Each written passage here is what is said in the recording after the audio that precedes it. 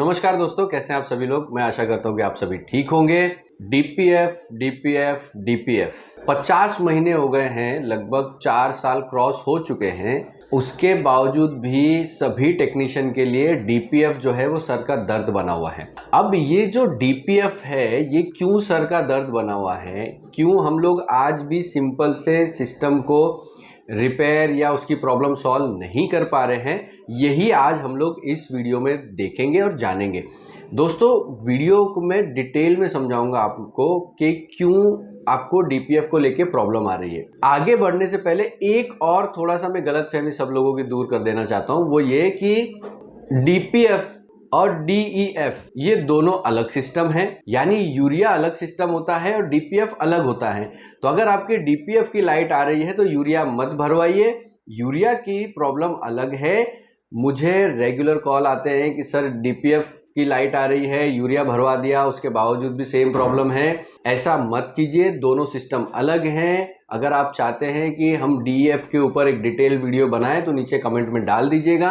आज हम डीपीएफ को डिटेल में समझकर उसमें आने वाली सारी प्रॉब्लम्स को कैसे सॉल्व किया जाएगा ये मैं आज आप लोगों को बताऊंगा। आप लोगों को क्या करना है कि लास्ट तक वीडियो में बने रहना है, ताकि आज आपका पूरा डीपीएफ को लेकर जो भी दिमाग की दही हुई पड़ी है वो सारी आपकी खत्म हो जानी चाहिए। ठीक है, इसी के साथ साथ दोस्तों, जो प्रॉब्लम है कि डीपीएफ में हम समझ नहीं पा रहे हैं, दिक्कत आती है, एक बार प्रॉब्लम सॉल्व कर दी पर सेम प्रॉब्लम दोबारा सॉल्व नहीं कर पा रहे हैं, ये सारी प्रॉब्लम होती है जब हमें नॉलेज करेक्ट नहीं होती है। यही नॉलेज और यही एजुकेशन जो है हम टेक्नीशियंस के लिए लेकर आते हैं हमारे ऑनलाइन प्लेटफॉर्म और ऑफलाइन प्लेटफॉर्म के लिए। स्कैन कार्स का हमारा अपना खुद का ऐप है। इस ऐप के ऊपर जाके आप आराम से सारे के सारे जो ट्रेनिंग्स हैं वो ले सकते हैं, बहुत ही छोटे अमाउंट को पे करके। और ये जो ट्रेनिंग्स हैं, ये ट्रेनिंग आपके लिए एक फाउंडेशन का काम करती हैं, आपको एज ए टेक्नीशियन बहुत मजबूती देती है ताकि आप किसी भी टेक्नोलॉजी पे काम कर सकें। तो अगर आप लोगों ने अभी तक हमारा ऐप डाउनलोड नहीं किया है, अगर आप लोगों ने हमारी ट्रेनिंग में इनरोल नहीं किया है, तो अभी डिस्क्रिप्शन में जाइए, ऐप को डाउनलोड कीजिए और जाके ईसीएम रिपेयरिंग अगर आप करना चाहते हैं ईसीएम रिपेयरिंग की ट्रेनिंग लीजिए। अगर आप व्हीकल डायग्नोसिस जैसे BS6 फेज 2 इस तरीके की कोई भी ट्रेनिंग करना चाहते हैं तो नीचे दिए गए डिस्क्रिप्शन पे जाके आप ऐप को डाउनलोड करके वहां पे इनरोल कर सकते हैं। अगर आपको कुछ समझ में नहीं आता है तो नीचे दिए गए नंबर पे मेरी टीम को कांटेक्ट कर सकते हैं। हमारी टीम आपके लिए अवेलेबल है, जो भी डाउट आप क्लियर करना चाहते हैं बिल्कुल क्लियर कर सकते हैं। तो चलिए ज़्यादा देर नहीं करते हैं, वीडियो में हम आगे कंटिन्यू करते हैं।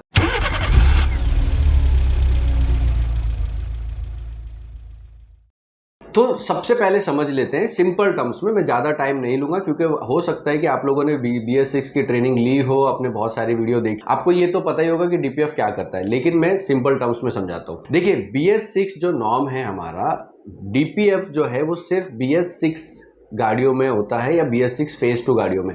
यानी 1 अप्रैल 2020 के बाद जितनी भी डीजल गाड़ियां हमारी रजिस्टर हुई है उनके अंदर डीपीएफ होता है। अब डीपीएफ क्यों लगाया गया है उसको समझने से पहले थोड़ा सा शॉर्ट में समझ लेते हैं कि डीजल इंजन में क्यों लगाया गया है। डीजल इंजन से 5 ऐसे बड़े तत्व होते हैं जो निकलते हैं। इन तत्वों में एक तत्व होता है, यानी कि एक जहरीली गैसेस या जहरीला तत्व होता है जिसको हम कहते हैं पार्टिकुलेट मैटर या PM 2.5। इस PM 2.5 को ही खत्म करने के लिए हम डीपीएफ का इस्तेमाल करते हैं। PM 2.5 क्या होता है? आपकी जो एग्जॉस्ट गैस निकल रही है उसके अंदर सॉलिड पार्टिकल, यानी कि जब भी मिसफायर होता है तो आपका जो डीजल है वो एयर के साथ प्रॉपर तरीके से रिएक्ट नहीं कर पाता है, कंबशन प्रॉपर नहीं होता है और उसकी वजह से सॉलिड पार्टिकल्स एग्जॉस्ट गैस में बहुत ज़्यादा होते हैं। अब ये जो PM पार्टिकल्स होते हैं ये बहुत ज़्यादा हानिकारक होते हैं क्योंकि ये हमारे वातावरण को दूषित करते हैं, साथ ही के साथ बहुत सारी बीमारियों का कारण भी बनते हैं। आपने देखा होगा दिल्ली में हर साल जो कोहरा दिखाई देता है आपको, वो कोहरा जो है वो PM पार्टिकल के कारण ही होता है।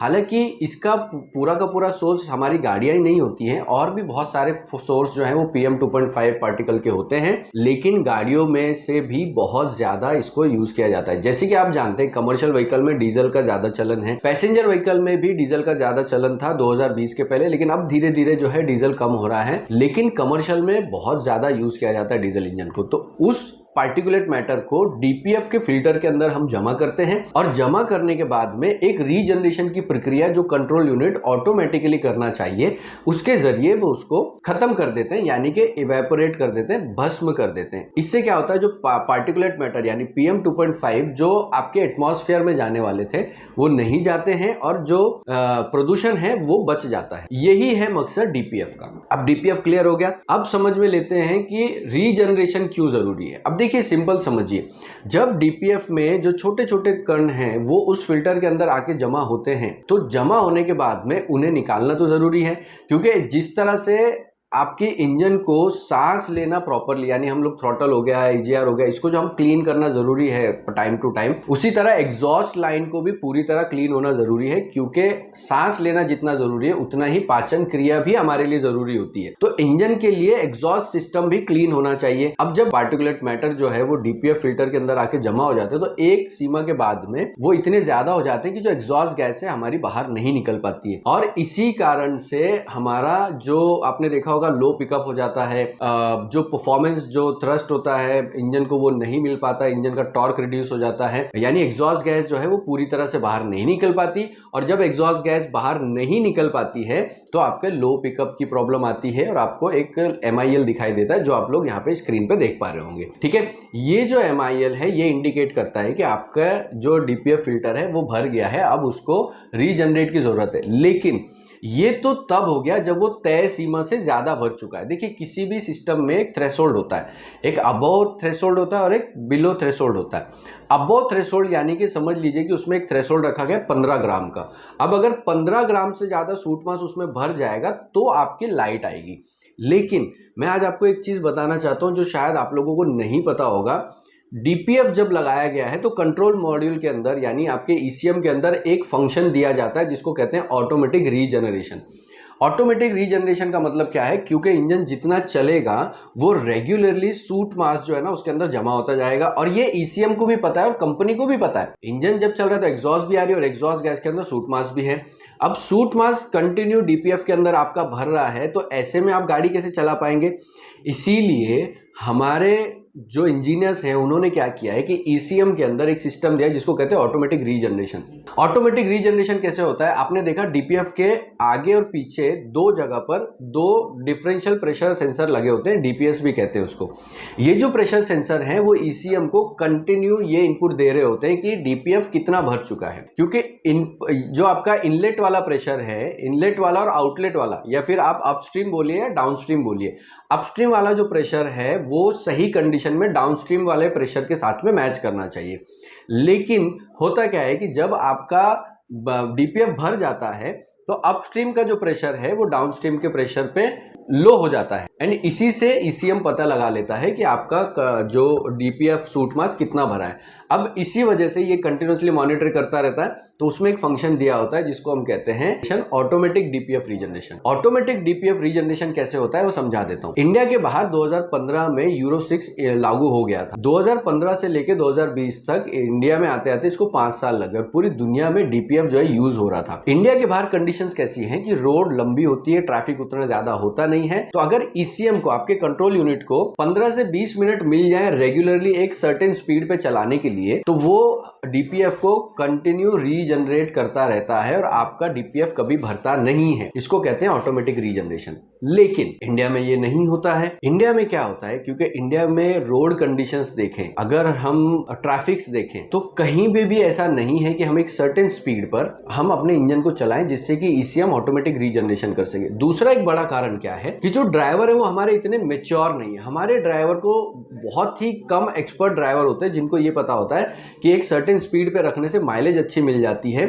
हम अगर अपने RPM को स्टेबल रखेंगे तो परफॉर्मेंस भी बढ़िया रहेगा, माइलेज भी बढ़िया रहेगी और डीपीएफ का रीजनरेशन भी होता रहेगा। तो 10% ऐसे ड्राइवर होते हैं, लेकिन 90% ड्राइवर की आदत क्या होती है, एक्सेलरेशन को कंटिन्यूसली चेंज करते रहना, RPM को कम ज़्यादा करते रहना, स्पीड कभी बढ़ा दी कभी गिरा दी। इस कारण से ऑटोमेटिक रीजनरेशन जो है वो पॉसिबल नहीं हो पाता है। अब जब ऑटोमेटिक रीजनरेशन पॉसिबल नहीं हुआ तो सूट मास कंटिन्यूसली आपका बढ़ते रहेगा और जब एक अबव थ्रेशोल्ड चला जाएगा तब आपको एक MIL आ जाती है जो आपने स्क्रीन पे देखी। ये MIL आने के बाद में हमको क्या करना पड़ता है उसको समझ लेते हैं। अब देखिए, जो कंपनी रिकमेंडेशन है, मैं अगर महिंद्रा की बात करूं या मैं टाटा की बात करूं या जो हमारे होम ब्रांड्स हैं इनकी अगर मैं बात करूं, तो इनमें क्या है कि एक थ्रेशोल्ड दिया हुआ है कि 15 ग्राम के बाद में आपको एक MIL आ जाती है। उसके अंदर आपकी RPM में बहुत ज्यादा फर्क नहीं पड़ेगा। RPM में फर्क पड़ता है जब आपका 20 ग्राम या 25 ग्राम क्रॉस कर जाता है तब। लेकिन इसका भी ये रीजनरेशन आपको स्कैनर के जरिए करना पड़ता है, ठीक है। अब यहाँ पे एक चीज समझने वाली है जो कि बहुत इंपॉर्टेंट है, वो ये कि सूट मास्क कंटिन्यूसली फिल्टर के अंदर भर रहा है, और जब सूट मास्क कंटिन्यूसली फिल्टर के अंदर भर रहा है तो वो क्लीन भी होना चाहिए। आप सिर्फ स्कैनर से उसको क्लीन नहीं कर सकते, इसीलिए कंपनीज ने उसकी एक सीमा दी है, यानी 37 ग्राम तक स्कैनर के जरिए हम उसको रीजनरेट कर सकते हैं, जिसमें 20 मिनट से लेकर 45 मिनट तक का टाइम आपका चला जाता है। अब रीजनरेशन कैसे होता है ये तो मुझे आप लोगों को बताने की जरूरत नहीं, क्योंकि यूट्यूब के ऊपर बहुत सारी वीडियो बहुत सारे टेक्नीशियन ने डाली हुई है। उन लोगों का बहुत बहुत धन्यवाद, क्योंकि वो आप वहां पे जाके देख सकते हैं। जो भी आपके पास स्कैनर हो, आपके पास एक्सटूल हो या कोई भी हो, ये जो काम मैंने बताया वो आपके किसी भी स्कैनर से हो जाता है। ये मेरे पास में स्कैन प्लस है, यहाँ पे मेरे पास में डाइक्सोन है। अगर आप किसी भी स्कैनर से आप बात करोगे तो वो उससे हो जाता है। लेकिन 37 ग्राम के बाद क्या? अब आपने देखा होगा कि कुछ टिप्स एंड ट्रिक्स होती है, जैसे कि आप DPS का प्रेशर निकाल दीजिए, उसके बाद में रीजनरेशन कीजिए। अब ये भी कुछ हद तक काम करता है, BS6 फेज 2 में ये काम नहीं करता। BS6 फेज 2 के बाद में इंडस्ट्री के अंदर एक सबसे बड़ी प्रॉब्लम क्या, आपने क्या किया, DPS सेंसर का जो सॉकेट है या पाइप है उसको निकाल दिया। वो क्या कर रहा है, वो प्रेशर एटमॉस्फेयर का प्रेशर ले रहा है, और एटमॉस्फेयर के प्रेशर के हिसाब से उसने रीजनरेट करके दे दिया। अब रीजनरेट कर दिया, लेकिन 100% सूट मास्क क्लियर नहीं होता है, और इसी वजह से आज आप कस्टमर को करके दे देते हो, 2 महीने बाद वो फिर से आ जाता है, फिर आपने करके दे दिया, 3 महीने बाद फिर आ जाता है, और इसमें कस्टमर एक टाइम के बाद हो जाता है फेडअप। अब जब वो फेडअप हो जाता है तो उसके बाद एक फ्रॉड शुरू होता है, और वो फ्रॉड और वो इलीगल प्रोसेस शुरू होती है, जिसमें आपका आता है DPF को ऑफ कर देना। अब देखिए दोस्तों, ये इतनी खराब प्रैक्टिस है कि हम तो ये सिखाते भी नहीं है और ना ही हम इसको प्रमोट करते हैं। स्कैन कास्ट कोई भी ऐसा काम प्रमोट नहीं करता है जो भारत देश के कानून के खिलाफ, और साथ ही के साथ जो वातावरण के लिए, यानी हमारा जो क्लाइमेट चेंज हो रहा है उसके लिए भी खतरनाक है, ठीक है। इस तरीके का काम आपको नहीं करना चाहिए। प्रॉब्लम मैं बताता हूँ क्या है, आप हर बार गलत तरीके से रीजनरेट करके कस्टमर को दे देते हो। टेम्परेरीली उसकी लाइट चली जाती है, अब वो गाड़ी लेकर निकल गया, 2 महीने चल गए, 3 महीने चल गए, सूट मास और रैपिडली बढ़ता है। सूट मास रैपिडली इसलिए बढ़ता है क्योंकि आपका पूरा का पूरा जो सिस्टम है, यानी DPF पूरा क्लियर नहीं हुआ है, लेकिन आपने स्कैनर के जरिए या फ्लैश करके आपने फाइल को मॉडिफाई कर दिया, जिससे ECM को लग रहा है कि भैया सूट मास क्लियर हो गया है। अब वो उसी कंडीशन पे इंजन को चला रहा है, और इंजन कंटिन्यू चलते जा रहा है, चलते जा रहा है, चलते जा रहा है, उसके अंदर सूट मास बनते जा रहा है। अब दोबारा आपके पास आया, आपने फिर से उसको रीसेट कर दिया, फ्लैश कर दिया, DPS का सेंसर या पाइप हटा के उसको आपने ये करके दे दिया। तो ये जब प्रोसेस होता है, एक टाइम के बाद में DPF इतना ज्यादा भर जाता है कि वो फिर जो टाइम आपका पहले 6 महीना था, फिर वो 3 महीना हो जाएगा, 3 के बाद 2, 2 के बाद 1, 1 के बाद 15 दिन। इस तरीके से प्रॉब्लम आती है, ठीक है, क्योंकि सूट मास उसमें कंटिन्यू बढ़ते जा रहा है। और इसमें कस्टमर को क्या बेनिफिट हो रहा है, कस्टमर का लॉस हो रहा है, कस्टमर की माइलेज की बैंड बच जाएगी, कस्टमर को प्रॉपर परफॉर्मेंस नहीं मिलेगा। अब अगर आप ये वीडियो देख रहे हैं और आपके पास खुद की गाड़ी है, आप कमर्शियल व्हीकल के ओनर हैं, तो उस केस में मैं आप लोगों को एक चीज बताता हूँ, DPF को आप जो रीजनरेट करवा रहे हैं या आप जो बंद करवा रहे हैं, उसमें आपका सिस्टम पूरा चला जाता है ओपन लूप में। ओपन लूप में जाने के बाद में आप किसी भी कंडीशन में गाड़ी को चलाइए, आपका जो कंट्रोल यूनिट है वो एक सेट फ्यूल और एयर का मिक्सचर आपको देता है, जिसकी वजह से आपकी गाड़ी को परफॉर्मेंस अच्छा मिल जाता है, लेकिन माइलेज खराब हो जाती है। एंड जब आपको एडजस्टमेंट चाहिए, यानी कि आप समझ लीजिए इंक्लाइन पहाड़ पे चल रहे हैं, घाट क्रॉस कर रहे हैं, उस टाइम पे आपका परफॉर्मेंस भी नहीं मिलता है, तो ये मत आप करवाइए। मैं आपको इसका एक सिंपल सा इलाज बताता हूँ। अगर आपका 37 ग्राम क्रॉस हो गया है तो आपको क्या करना चाहिए, आपको DPF को बाहर निकालना चाहिए। DPF को आप बाहर निकालिए। बाहर निकालने के बाद बहुत सिंपल काम कीजिए, आप एक जो pH न्यूट्रल शैम्पू ले लीजिए। pH न्यूट्रल शैम्पू लेने के बाद उसमें जितना शैम्पू आपने लिया है, जैसे एग्जांपल 1 लीटर आपने शैम्पू लिया तो उसमें 1 लीटर पानी मिला दीजिए, और ये दोनों मिलाने के बाद में आप क्या कीजिए, कि सिंपल जो डीपीएफ आपने बाहर निकाला है उसको एक स्टैंडिंग पोजीशन में डाल के ऊपर से डाल दीजिए, और डालने के बाद में जब तक नीचे से आपका जो सोल्यूशन है जो आपने बनाया था वो नहीं निकल रहा है तब तक उसको आप डालते रहिए। जैसे ही वो निकलने लगे उसको उठा के आप साइड में रख दीजिए 2-3 घंटा, और ये रिपीट कीजिए 3 बार। 3 बार के बाद में आपका जो टैप वाटर होता है, नॉर्मल टैप वाटर, उससे आप उसमें पानी डालिए, एंड पानी डालने के बाद में आप देखेंगे कि जो सूट मास था वो बाहर निकल रहा है। नॉर्मल पानी से, नॉर्मल केमिकल से आप उसको अगर धोएंगे वो बहुत बढ़िया हो जाएगा, उसकी कंडीशन खराब नहीं होगी। जनरली इसके क्लीनिंग के प्रोडक्ट आना शुरू हो गए हैं, क्लीनिंग की मशीन भी आती है, आप स्क्रीन पे देख पा रहे होंगे। ये मशीनरी प्रोफेशनली डीपीएफ के लिए बनाई गई है। पूरी दुनिया की गाड़ियों में डीपीएफ यूज होता है, मगर वहां पे डीपीएफ बंद नहीं होता। ये इंडिया में ही बंद हो रहा है। रीजन क्योंकि इसका अवेयरनेस नहीं है। इसके बाद आपको क्या करना है ये बताने से पहले मैं आप लोगों का 1 मिनट का टाइम लूंगा, उसमें मैं समझाना चाहता हूं कि आपके लिए एक्सक्लूसिवली हमारा जो ऑफलाइन की बैच चल रही है ईसीएम रिपेयरिंग प्री प्रोग्रामिंग की, और दूसरी हमारी एक बैच है। तो हमारे बॉम्बे में आज 2 सेंटर है, दोनों सेंटर में हमारे आपका ईसीएम रिपेयरिंग की एक जगह पे ट्रेनिंग चलती है और एक जगह पे चलती है इलेक्ट्रॉनिक रिपेयर और का व्हीकल डायग्नोसिस यानी कार स्कैनिंग ट्रेनिंग। दोनों में आप जहां पर भी एडमिशन लेना चाहते हैं, जो भी लोग इस वीडियो को देखकर कॉल करेंगे और एडमिशन लेना चाहते हैं, सब लोगों को फ्लैट 5000 रुपीज का डिस्काउंट मिलेगा। ये जो ऑफर है वो वैलिड है 31 मई तक। तो मैं आप लोगों को बोलूंगा प्लीज जाइए और अभी इनरोल कीजिए। इसी के साथ साथ अगर आप ऑनलाइन ट्रेनिंग लेना चाहते हैं तो ऑनलाइन ट्रेनिंग के लिए एक फ्लैट 10% का हमारा डिस्काउंट चल रहा है। जो भी कोर्स आप लेंगे उस पर आपको फ्लैट 10% का डिस्काउंट आपको मिल जाएगा। नीचे दिए गए नंबर पर कॉल कीजिए और अभी जानकारी लीजिए। ऑफलाइन के लिए बहुत बढ़िया ऑफर है दोस्तों, क्योंकि हमारी जो फीस है उसमें हम अलग अलग से कुछ भी नहीं लेते। हम पूरा एक सिस्टम एक साथ में देते हैं, जिसके अंदर आपको हॉस्टल सर्विसेज मिलती है, लंच मिलता है, ब्रेकफास्ट मिलता है, आपको इक्विपमेंट मशीनरी सब कुछ मिलती है। तो आप पूरी तरह से काम शुरू कर सकते हैं। तो बिल्कुल सोचिए मत, अभी नीचे दिए गए नंबर पे कॉल करो और मेरी टीम को कांटेक्ट करके उनसे समझिए डिटेल में। ठीक है, तो चलिए आगे कंटिन्यू करते हैं। अगर आपने ये क्लीनिंग कर ली है तो क्लीनिंग करने के बाद में आपको क्या करना है, जिससे कि आपके कस्टमर का डीपीएफ जो है वो हेल्दी रहेगा, खराब नहीं होगा, उसको खर्च नहीं करना पड़ेगा, और रीजनरेशन भी आप टाइम पे बहुत सही तरीके से कर पाएंगे। सिंपल क्या कीजिए, देखिए डीपीएफ का जो फिल्टर होता है उसका जो कलर है वो होता है ग्रे या बेज या फिर व्हाइट। आपको देखना ये है कि जब आपने क्लीनिंग किया तो ये तीनों में से वो कलर आ गया कि नहीं आ गया, क्योंकि जब सूट मास होता है तो पूरा ब्लैक हो जाता है। जब आप क्लीन कर दोगे तो उसमें से ये तीनों में से आपको कलर दिखने के लिए मिल जाएगा। ये कलर अगर आ गया तो उसके बाद सिंपली क्या कीजिए, उसको इंस्टॉल कीजिए ठीक तरीके से।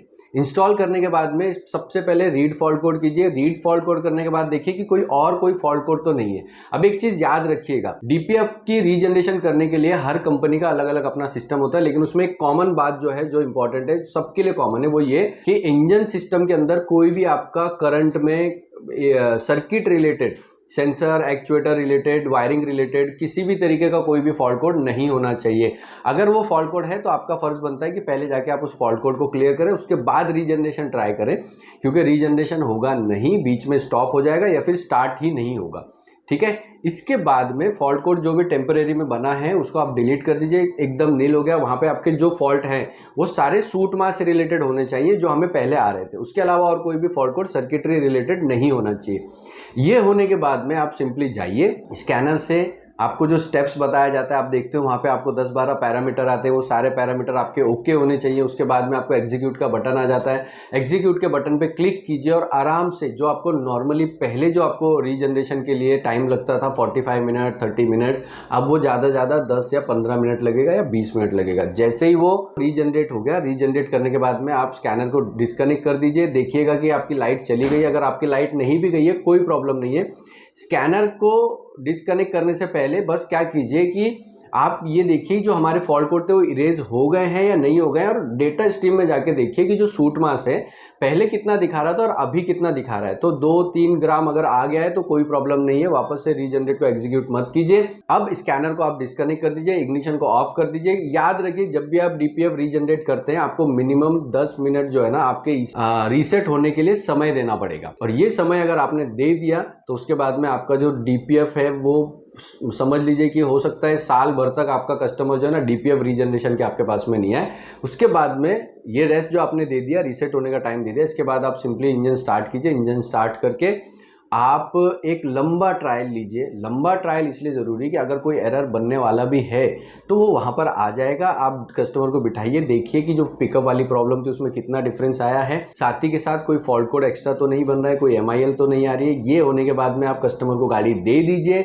इसमें कस्टमर को जो खर्च आएगा वो वही होगा जो आपका लेबर है। देखिए, DPF रीजनरेशन का आप 1000 से 1500 रुपया स्कैनर का ले सकते हैं, और जो आपने क्लीनिंग की है उस क्लीनिंग का आप 2 से 3000 रुपया ले सकते हैं। अगर आप ये कस्टमर हैं, ओनर हैं और आप देख रहे हो तो मैं आपको रिक्वेस्ट करता हूं, प्लीज अगर कोई टेक्नीशियन ये काम आपको करके दे रहा है तो आपके बहुत पैसे बचा रहा है तो उसको उसका लेबर दीजिए, क्योंकि ये क्लीनिंग में उसको टाइम लगने वाला है। या तो वो मशीन खरीदे 10-12 लाख 15 लाख रुपए की, या फिर वो आपका मेहनत करके 7-8 घंटे मेहनत करके उसको क्लीन करके आपके पैसे बचाए। तो अगर वो आपके पैसे बचा रहा है लॉन्गर रन के लिए तो उसको आप उसको मजदूरी जरूर दीजिए, जो भी वो मांगे। 2000-3000 रुपये मुझे लगता है एकदम फेयर होता है। 1500 रुपये आपका रीजनरेशन सॉफ्टवेयर के जरिए और 3000 रुपये आपके ये 4500 रुपये में आपकी गाड़ी का जो DPF क्लीन हुआ है वो, बिलीव मी, ये क्लीनिंग जो है आपकी 1 साल तक चलेगी। पर इसमें 2 कंडीशन याद रखिएगा। आपके एक्सेलरेटर पर जो पैर आप रख रहे हो उसको थोड़ा सा शांति दीजिए, और जब आपको टाइम मिले तो उसको आराम से 1 RPM पे कांस्टेंट रखने की कोशिश कीजिए जब आपको रोड खाली मिले। तो आज का जो वीडियो है वो आपको इन्फॉर्मेटिव लगा होगा। अगर आपको इन्फॉर्मेटिव लगा है तो हमारे चैनल को सब्सक्राइब कीजिए, वीडियो को लाइक कीजिए, और ये वीडियो ज़्यादा से ज़्यादा टेक्नीशियन तक जाना चाहिए। दोस्तों, इंडिया के 2 Tier 3 सिटीज़ में, 3 Tier सिटीज़ में लोग बहुत ज़्यादा परेशान हैं। तो प्लीज़ ये वीडियो को ज़्यादा से ज़्यादा शेयर कीजिए। जैसे मैंने बताया आपको, हमारा ऑफलाइन और ऑनलाइन की ट्रेनिंग पे बहुत बढ़िया डिस्काउंट चल रहा है। मैंने आपको डिस्काउंट भी बता दिया। नीचे दिए गए नंबर पर कॉल कीजिए, या डिस्क्रिप्शन में भी हमने डिटेल दिया हुआ है, वीडियो डिस्क्रिप्शन में, वहाँ पे जाके कॉल कीजिए। ज़्यादा देर मत कीजिए, अपने आप को एजुकेट कीजिए, अपग्रेड कीजिए, क्योंकि टेक्नोलॉजी आपसे ज़्यादा तेज़ अपग्रेड हो रही है। तो आपको उसके साथ में कदम से कदम मिलाकर चलना पड़ेगा। Thank you so much. जय हिंद।